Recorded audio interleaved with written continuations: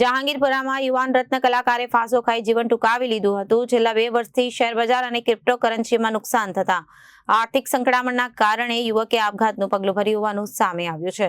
યુવકે સુસાઇડ નોટમાં પોતે શેરબજાર અને ક્રિપ્ટોકરન્સીમાં કારણે દેવું થઈ જતા પગલું ભરી રહ્યા હોવાનો ઉલ્લેખ કર્યો હતો।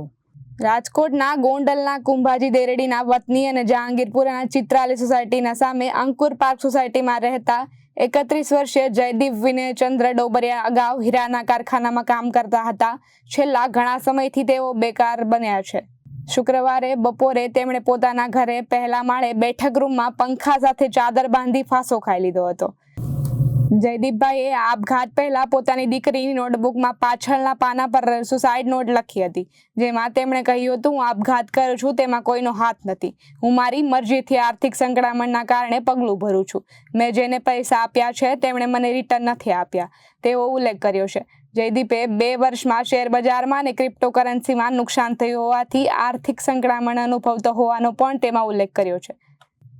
Reporter Arvind Rathod, Janadesh news, Surat.